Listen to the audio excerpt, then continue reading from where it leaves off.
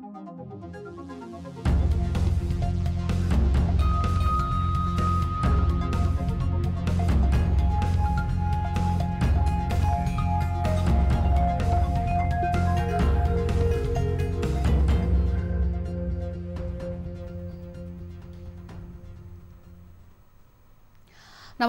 यो हो news 24 television prime time न्यूजमा स्वागत छ। कोरोना भाइरसले अहिले सबैभन्दा बढी बालबालिका र स्कुले विद्यार्थीलाई सताएको छ। तर विद्यालयहरू भने बढ्दो जोखिमलाई समेत परवाह नगरी निर्वाध चलिरहेका छन्।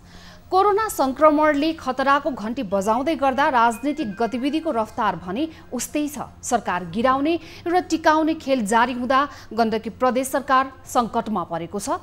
तर संसदीय गरिमामा आँच पुग्ने गरी अविश्वासको प्रस्ताव छल्न मध्यरातमा गण्डकी प्रदेशको प्रदेश सभाको हिउँदे अधिवेशन नै अन्त्य गरिएको छ, जसको सर्वत्र आलोचना भएको छ। जग्गा जमिन सम्बन्धी कामलाई लिएर अब नापी कार्यालयको झन्झटिलो लाइनमा उभिनु नपर्ने भएको छ। तपाईँ इन्टरनेट चलाउनुहुन्छ भने मेरो किता अनलाइनमा गएर आफ्नो घर जग्गाको नक्सा हेर्न र प्रिन्ट गर्न सक्नुहुनेछ।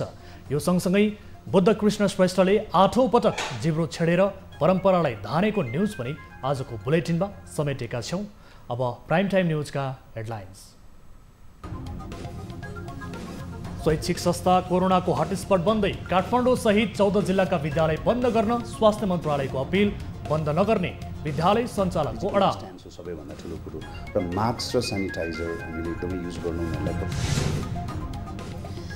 जसपा एकमत नहुँदा सत्ता समीकरणको प्रष्ट चित्र आएन। उपेन्द्र यादव सहितले काङ्ग्रेससँग छलफल चलाउँदा महन्त ठाकुर प्रधानमन्त्रीसँग सघन छलफलमा। जसपा आफ्नो माग मुद्दा सङ्घर्ष। गण्डकी प्रदेशका मुख्यमन्त्री विरुद्ध अविश्वासको प्रस्ताव दर्ता, विशेष अधिवेशन बोलाउन समावेदन। मुख्यमन्त्री पदका लागि सांसद कृष्णचन्द्र नेपाली पोखरेललाई प्रस्तावित।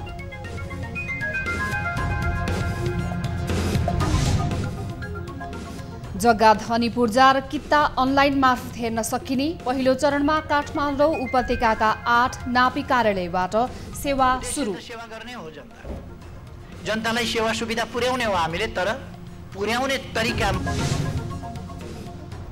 र भक्तपुरमा जिब्रो छेड्ने जात्रा मनाइयो। यस वर्ष पनि बुद्ध कृष्ण बाग श्रेष्ठले दिए निरन्तरता। परम्परागत रूपमा यहाँ ख्याकहरूले यो चाहिँ तर्साउने कामहरू गर्छ रे भन्ने कुराहरू सुनियो। अनि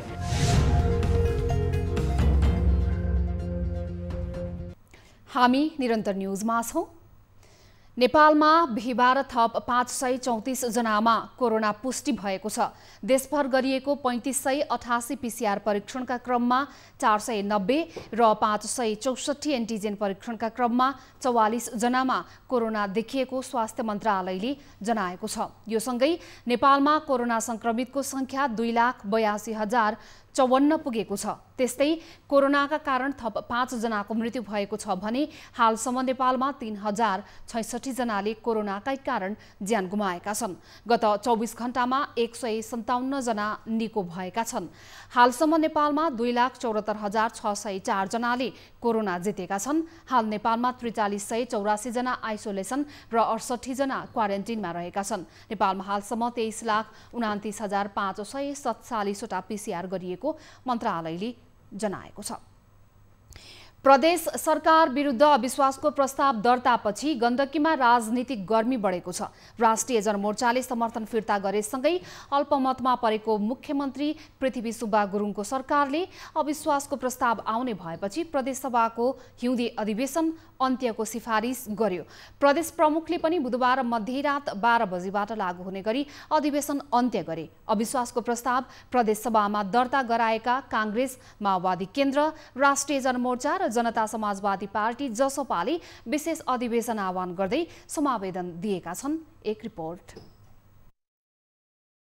सरकार टिकाउन गण्डकी प्रदेशका मुख्यमन्त्री पृथ्वी सुब्बा गुरुङले प्रदेशसभाको अधिवेशन नै अन्त्य गरेपछि उनको आलोचना सुरु भएको छ। बुधबार राष्ट्रिय जनमोर्चाले सरकारलाई दिएको समर्थन फिर्ता लिएपछि मुख्यमन्त्री गुरुङ अल्पमतमा परेका थिए। अल्पमतमा रहेको सरकार विरुद्ध बिहीबार कांग्रेस, माओवादी केन्द्र र जसपाका 28 सांसदले प्रदेशसभामा अविश्वासको प्रस्ताव दर्ता गराएका छन्।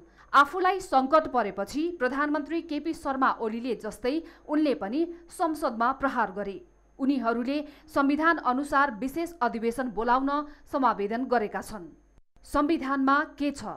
संविधानको धारा 183 को उपधारा 3 प्रदेश प्रमुखले प्रदेश सभाको अधिवेशन चालू नरहेको वा बैठक स्थगित भएको अवस्थामा अधिवेशन बोलाउन वाञ्छनीय छ भनी प्रदेश सभाको सम्पूर्ण सदस्य संख्याको 1/4 सदस्यहरूले लिखित अनुरोध गरेर अधिवेशन बोलाउन सक्नेछ। संविधान अनुसार प्रदेश प्रमुखले प्रदेश सभाको अधिवेशन बोलाउनु पर्नेछ। अधिवेशन आह्वान भएसँगै मुख्यमन्त्री गुरुङले अविश्वासको सामना गर्नुपर्नेछ। गण्डकी प्रदेश सभाको अङ्कगणित कुल सांसद संख्या 59, एमाले 27, कांग्रेस 15, माओवादी केन्द्र 11, राष्ट्रिय जनमोर्चा 3, जसपा 2, स्वतन्त्र 1। बहुमत पुर्याउन आवश्यक संख्या 30। कांग्रेसले मुख्यमन्त्री विरुद्धको अविश्वासको प्रस्तावसँगै कृष्णचन्द्र नेपाली पोखरेललाई मुख्यमन्त्रीको उम्मेद्वार सिफारिस गरेको छ। कांग्रेसलाई सरकार बनाउन माओवादी केन्द्र, राष्ट्रिय जनमोर्चा र जसपा तीनै दलको साथ चाहिन्छ। शैक्षिक संस्थाहरू कोरोना संक्रमणको हटस्पट बनिरहेका छन्। स्वास्थ्य मन्त्रालयले काठमाडौँ उपत्यका सहित 14 जिल्लाका विद्यालय बन्द गर्न अपिल गरेको छ। कास्की, रूपन्देही, चितवन, बाँके, पर्सा, भक्तपुर, कैलाली, मोरङ, दाङ, सुर्खेत, बारा, बागलुङ जिल्ला हटस्पट बनेको मन्त्रालयको निष्कर्ष छ। तर विद्यालय बन्द नगर्ने अडान प्याप्सनको छ। निजी विद्यालयहरूको व्यापार स्वार्थले हजारौं विद्यार्थीको स्वास्थ्य जोखिममा परेको विज्ञले बताएका छन्। एक रिपोर्ट। शैक्षिक संस्थाहरू कोरोनाको हटस्पट बन्दाखेरि अहिले अस्पतालहरूको अवस्था के छ त भनेर हामीले केन्द्रीय बाल अस्पताल कान्ति बाल अस्पतालमा आयौं। कान्ति बाल अस्पतालमा बिरामी संख्या बढिरहेको छ। 18 वर्ष मुनिका बालबालिकाको उपचार हुने कान्ति बाल अस्पतालमा दैनिक 600 को हाराहारीमा बिरामीहरू आइरहेका छन्। त्यसैगरी कोरोना पुष्टि हुने बालबालिकाको संख्या पनि बढिरहेको छ।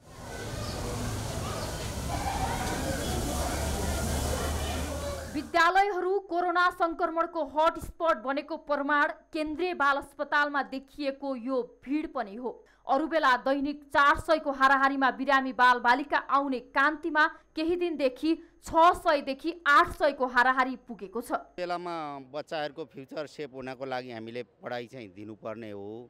तर पनि बच्चाको आफ्नो ज्यानै छैन भने उनीहरूले चाहिँ पछि होइन पढाइ त पछि भए पनि यो अवस्थामा मेरो भनाइ चाहिँ यो बन्द गर्नुपर्छ। बिरामी बालबालिका लिएर अस्पताल पुगेका केही अभिभावक अब विद्यालय पठाउनै डर लागेको बताउँछन्। विद्यालयहरूले जनस्वास्थ्यका मापदण्ड अपनाएर पठन पाठन सञ्चालन गरिरहेको दाबी गरे पनि बालबालिकामा मापदण्ड पालना गराउनै मुस्किल छ।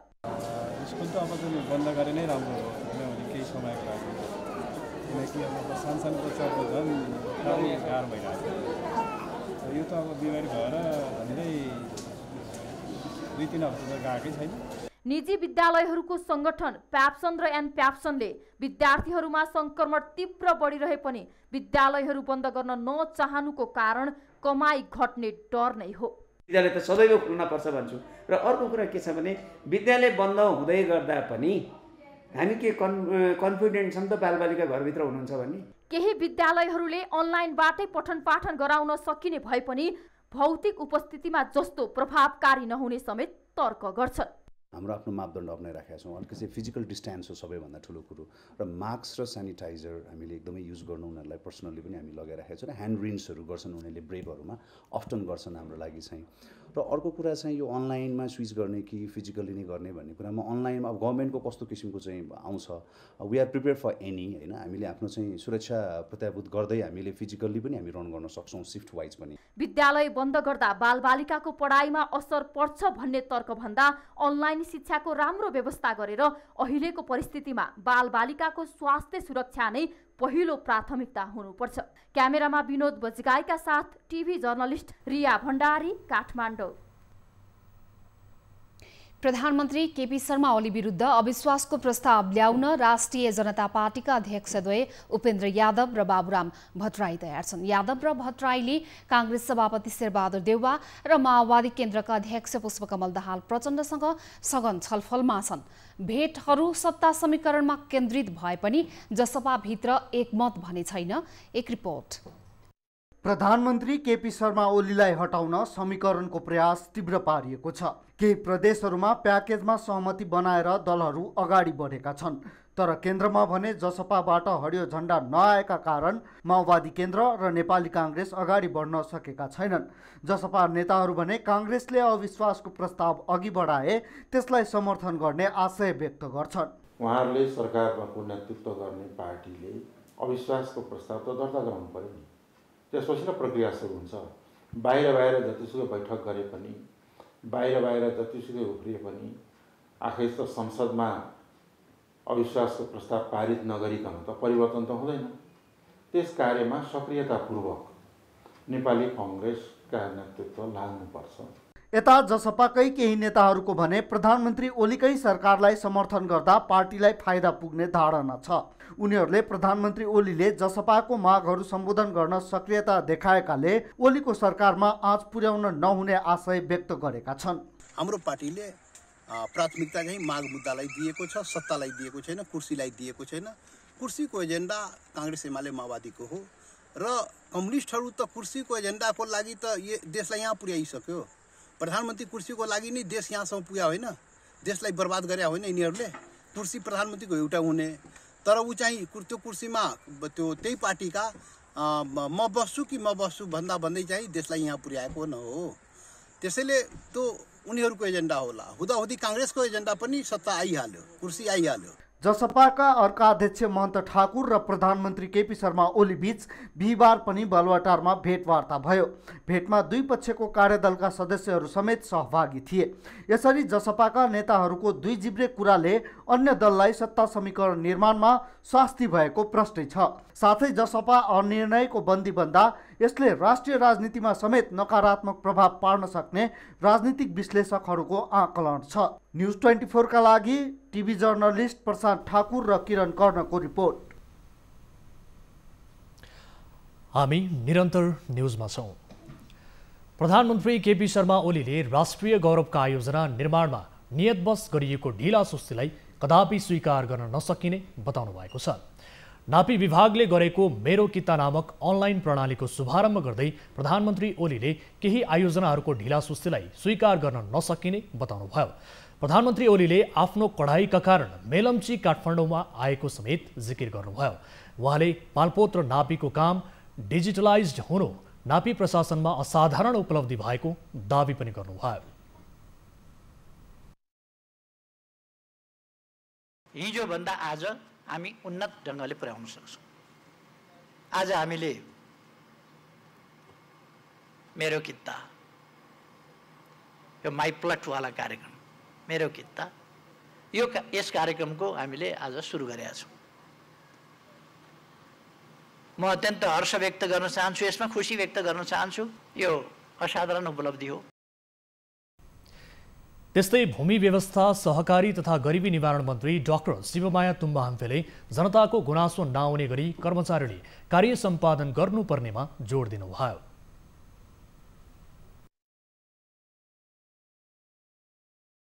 कम्प्युटरले काम गरेन, बत्ती छैन, नेट चलेन, यस्ता समस्या आजका दिनदेखि त्यो ठाउँमा जहाँ हामीले सेवा प्रदान गर्छौँ त्यो ठाउँमा यस्ता समस्या सुन्न हुँदैन, सुन्न पाउनु हुँदैन।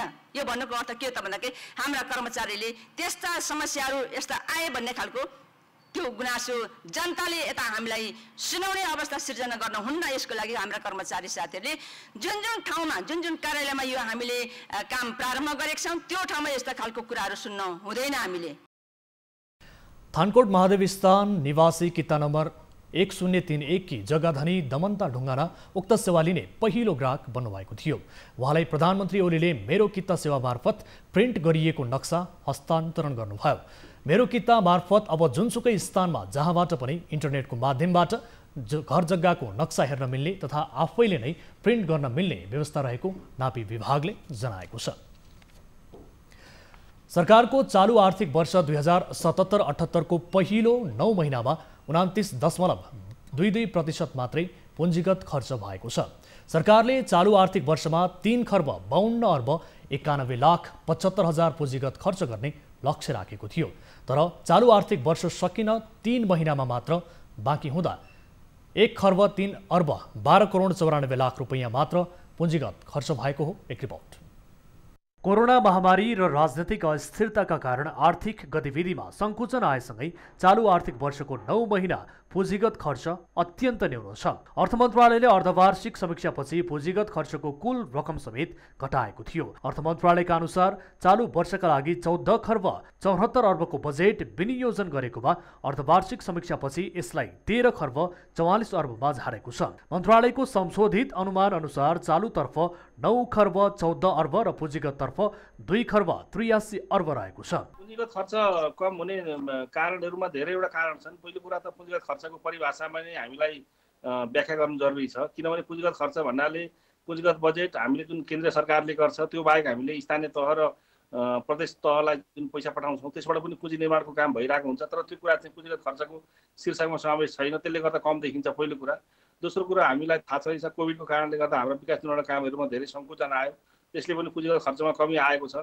सरकारले 9 महिनामा चालु खर्च भने 5 अर्ब 25 खर्ब 94 लाख 68 हजार भएको छ, जुन लक्ष्यको 55.42% हो। चालु आर्थिक वर्षको सुरुमा 9 खर्ब 48 अर्ब 94 करोड 6 लाख साधारण खर्चको लक्ष्य राखिएको थियो। ठुला आयोजनाहरूको पर्याप्त अनुगमन र राजनैतिक स्वार्थका कारण पुँजीगत कम भएको जानकारहरूको तर्क छ। परिपक्व र चाहिँ नि छनौट गर्ने सिस्टम ठिक छैन र निर्माण व्यवसायीहरूको क्षमता, प्राविधिक र जनशक्ति सम्बन्धी क्षमता छैन, वित्तीय क्षमता पनि कम छ र उनीहरू चाहिँ इमान्दार हुन सबै चाहिँ इमान्दार पनि नभएको अवस्था र पोलिटिकल प्रभाव सबै ठाउँमा पर्ने, परियोजनाहरू कमाउने भाँडो पनि भएको र पूर्व तयारी नभएका परियोजनाहरू बजेटमा राख्ने आदि कारणले गर्दा समयमा बजेट खर्च हुन नसकेको। वित्तीय व्यवस्थापनतर्फ 57 अर्ब 58 करोड 85 लाख रुपैयाँ खर्च भएको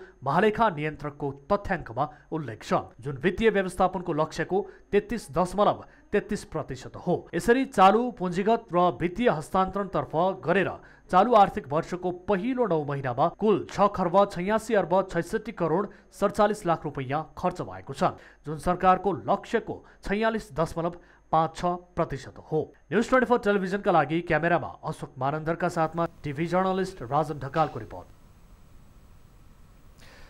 प्रतिनिधि सभा अन्तर्गतको राज्य व्यवस्था तथा सुशासन समितिले पहिचान नखुलेका सबको व्यवस्थापन गर्न सरकारलाई निर्देशन दिएको छ। सिंहदरबारमा बिहिबार बसेको समितिको बैठकले पहिचान नखुलेका सबहरूको संख्या बढ्दै गए पनि प्रभावकारी व्यवस्थापन नभएको निष्कर्ष निकालेको छ। यस वर्ष 150 सब बेवारिसे अवस्थामा शिक्षण अस्पताल महाराजगञ्जमा राखिएको छ। त्यस्तै बैठकले कम्तीमा पनि 20 वर्ष बेवारिसे सबको अभिलेख राख्न पनि सरकारलाई निर्देशन दिएको छ।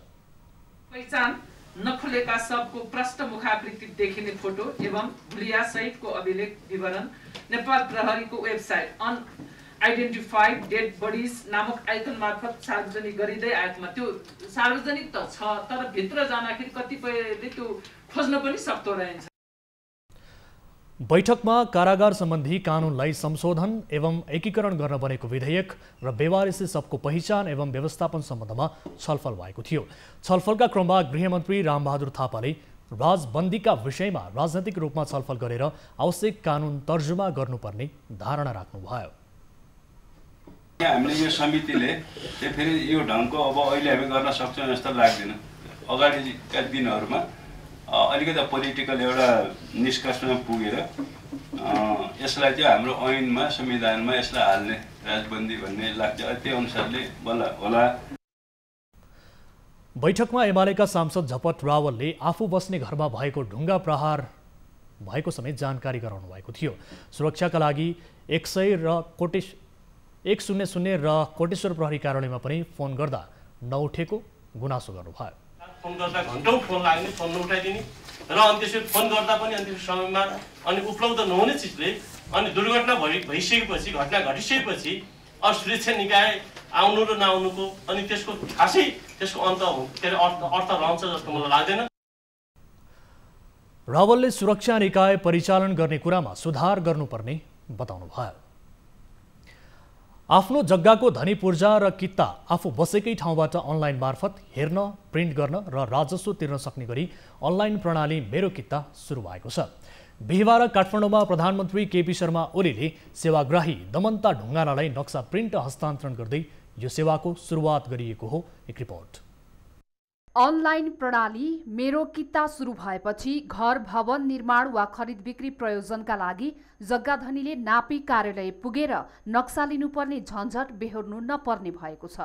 जग्गा धनीले आफ्नो रेकर्ड अनुसारको जग्गाको नक्सा आफू अनुकूल ठाउँबाट आफै प्रिन्ट गरेर लिन मिल्ने गरी बिहिबारदेखि नापी विभागले अनलाइन प्रणाली सञ्चालनमा ल्याएको छ।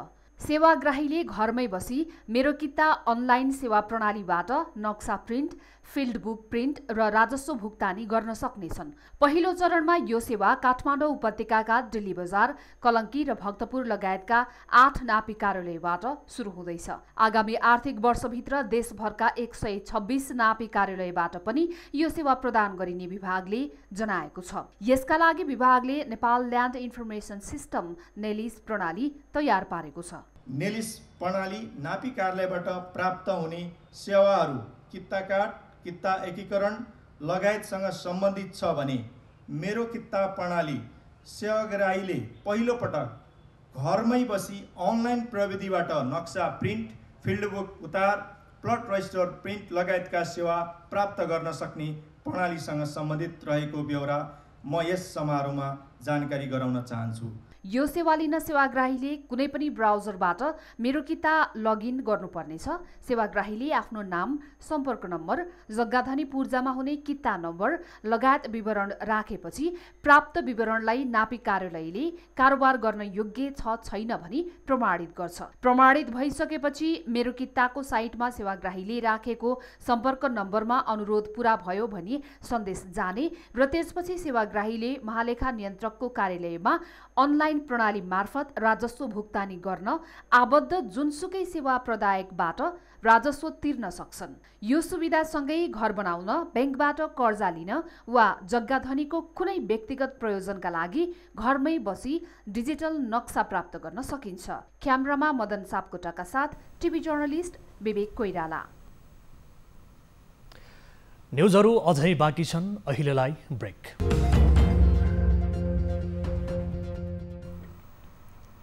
हामी निरन्तर न्युजमा छौं। चैत मसान्तको दिनबाट बोडे महालक्ष्मी मन्दिर प्राङ्गणमा लिङ्गो उठाएपछि सुरु हुने जिब्रो छेड्ने जात्रा बिहिबार मध्याह्न सम्पन्न भएको छ। यसपटक भक्तपुरको मध्यपुर थिमीको बोडेमा चल्दै आएको जिब्रो छेड्ने परम्परालाई बुद्ध कृष्ण बाग श्रेष्ठले निरन्तरता दिएका छन्। एक रिपोर्ट।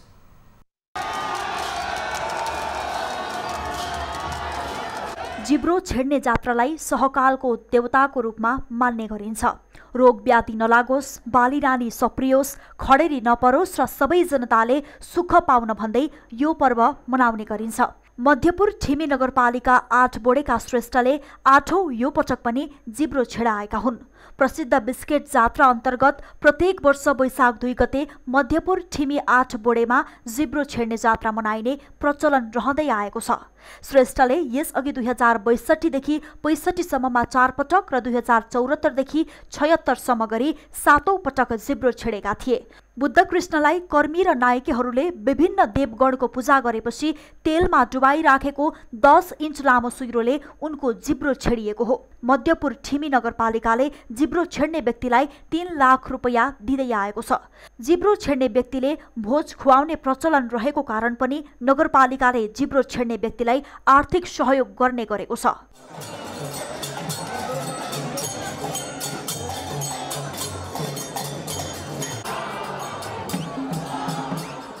निलबारेकोबाट चाहिँ यहाँ चाहिँ परम्परागत रूपमा यहाँ ख्याकहरूले यो चाहिँ तर्साउने कामहरू गर्छ अरे भन्ने कुराहरू सुनियो। अनि त्यसलाई चाहिँ पक्रिएर चाहिँ जिब्रो छेडाएर यो देश परिक्रमा गरेपछि अनि फेरि चाहिँ दुःख दिएन भन्ने कुराहरू रहेको छ। त्यसैको एउटा प्रतीकात्मक रूपमा चाहिँ यो जात्रा चलिआएको भन्ने कुराहरू छ। पुस्तान्तरणको बहस भए पनि अनुभवीलाई प्राथमिकतामा राखेको नगरपालिकाको भनाइ छ।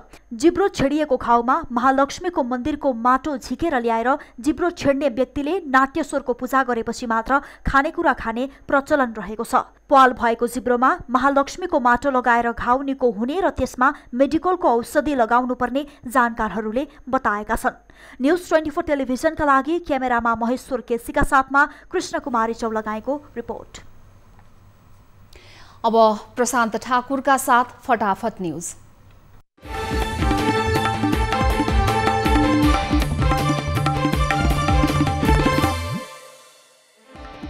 राष्ट्रिय गौरवका आयोजना निर्माणमा ढिला सुस्तीलाई कदापि स्वीकार गर्न नसकिने प्रधानमन्त्री ओलीको भनाइ।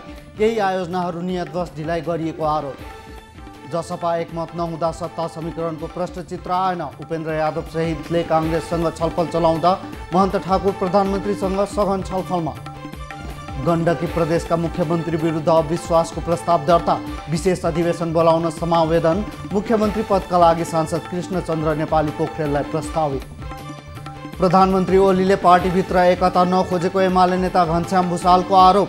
समानान्तर कमिटी गठन गरेको नभई पुरानो कमिटी बिउत्याएको दावी। राज्य व्यवस्था तथा सुशासन समितिले पहिचान नखुलेका सबको सङ्ख्या शून्यमा झार्ने गरी काम गर्न सरकारलाई निर्देशन। 20 वर्ष बेवारिसे सबको अभिलेख राख्न निर्देशन। प्रधानमन्त्री केपी शर्मा ओलीले एसियाको भविष्य विषयक छलफल सत्रलाई भर्चुअल रूपमा सम्बोधन गर्ने। भारतीय विदेश मन्त्री जयशङ्कर र पाकिस्तानी प्रधानमन्त्री इमरान खान पनि वक्ता। सिंहदरबारभित्रै प्रदर्शन गर्ने कर्मचारीहरू प्रहरीको नियन्त्रणमा। कर्मचारीको श्रेणीको पदपूर्तिमा आन्तरिक प्रतिस्पर्धाबाट 20% र बढुवाबाट 30% व्यवस्था गर्नुपर्ने प्रदर्शनकारीको माग। भक्तपुरको मध्यपुर थिमीको बोडेमा परम्परादेखि चल्दै आएको जिब्रो छेड्ने जात्रा सम्पन्न। बुद्ध कृष्ण बाग श्रेष्ठले 8औं पटक छेडे जिब्रो। नेपालमा बिहिबार थप 534 जनामा कोरोना पुष्टि। 5 जनाको मृत्यु। 4384 जना आइसोलेसनमा। सरकारी अस्पतालमा 50% शैय्या कोभिड बिरामीको लागि छुट्याउन सरकारको निर्देशन। निजी प्रयोगशाला तथा अस्पतालहरूलाई PCR परीक्षणका लागि 2000 रुपैयाँभन्दा बढी नलिन अनुरोध। काठमाडौँसहित 14 जिल्ला कोरोना सङ्क्रमणको उच्च जोखिममा। भिडभाड हुने क्षेत्रमा नजान सरकारको आग्रह। विद्यालय पनि बन्द गर्न अपिल। कोरोना रिपोर्ट नेगेटिभ आएकालाई मात्र होटलमा बास दिन स्वास्थ्य मन्त्रालयको आग्रह। विदेशी नागरिकको गेस्ट रजिस्ट्रेसन सिस्टम चुस्त दुरुस्त राख्न अपिल। कोरोना भाइरस सङ्क्रमण बढेपछि नेपालगञ्ज उपमहानगरपालिकामा शुक्रबारदेखि शैक्षिक संस्था बन्द हुने। स्वास्थ्य मापदण्ड पाल्न नगर्ने पसलहरू बन्द गरिने। बिहिबारदेखि नेपाल भारतको पूर्वी नाका सिल। पश्चिम बङ्गाल चुनावलाई दृष्टिगत गर्दै 72 घण्टाका लागि सीमा बन्द। बागलुङका 30वटा वनमा आग लागि। घरगोठमा समेत आग लागि हुँदा लाखौँको क्षति। धौलागिरी हिमालको आधार शिविर हुँदै मुस्ताङ पुग्न सकिने नयाँ पदमार्ग पहिचान। विस्तृत परियोजना प्रतिवेदन तयार पारेर पैदल मार्ग बनाइँदै। नेप्से परिसूचकले बनायो ऐतिहासिक रेकर्ड। 20.67 अङ्कले बढेर 2735.46 अङ्क कायम। रूपन्देही सिद्धार्थनगर नगरपालिकाले बहुउद्देश्य खेल मैदान निर्माण सुरु गर्यो। पहिलो चरणमा 98,72,000 रुपैयाँले पर्खाल निर्माण र मैदान सम्म्याइने। टोकियो ओलम्पिकको मस्कट सार्वजनिक। जुलाई 23 देखि सुरु हुने खेल कोरोना सङ्क्रमणका कारण प्रभावित हुन सक्ने आशंका। इन्डियन प्रिमियर लिग क्रिकेट आइपिएलले रोयल च्यालेन्जर्स बेङ्गलोरका कप्तान विराट कोहलीलाई जरिवाना तिरायो। कोड अफ कन्डक्टको नियम उल्लङ्घन गरेको आरोप। अफगानिस्तानबाट सैनिक फिर्ता गराइने बाइडेनको घोषणा। आगामी सेप्टेम्बर 11बाट 2500 सैनिक फिर्ता लैजाने अमेरिकाको तयारी। स्विज नहरमा अड्किएको एउटा विशाल पानी जहाज इजिप्टको नियन्त्रणमा। 900 मिलियन अमेरिकी डलर दिएपछि मात्र इजिप्टले पानी जहाज छोड्ने। रुसमाथि श्रृङ्खलाबद्ध प्रतिबन्ध लगाउने तयारीमा अमेरिका। प्रतिबन्ध 30 रुसी कम्पनीप्रति लक्षित। र भारतमा कोरोना सङ्क्रमितको सङ्ख्यामा नयाँ रेकर्ड कायम। एकै दिन झन्डै 2 लाख सङ्क्रमित थपिए। मृतकको सङ्ख्या 1,73,000 नाग्यो।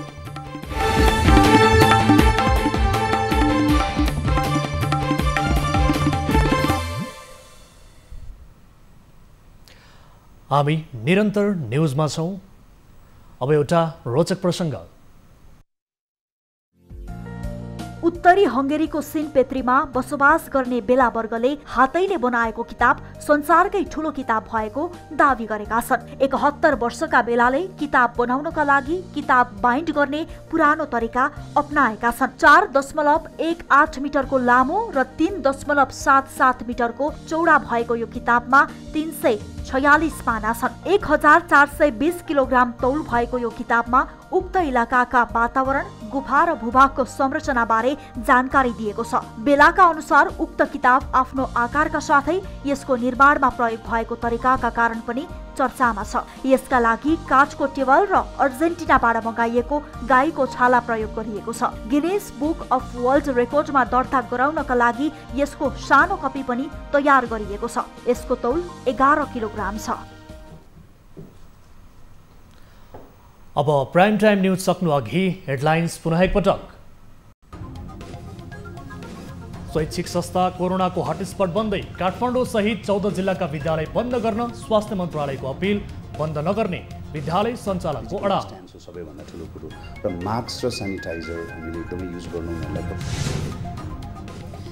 जसपा एकमत नहुँदा सत्ता समीकरणको प्रष्ट चित्र आएन। उपेन्द्र यादव सहितले काङ्ग्रेससँग छलफल चलाउँदा महन्त ठाकुर प्रधानमन्त्रीसँग सघन छलफलमा। जसपा आफ्नो माग मुद्दा सँग छ। गण्डकी प्रदेशका मुख्यमन्त्री विरुद्ध अविश्वासको प्रस्ताव दर्ता। विशेष अधिवेशन बोलाउन समावेदन। मुख्यमन्त्री पदका लागि सांसद कृष्णचन्द्र नेपाली पोखरेललाई प्रस्तावित।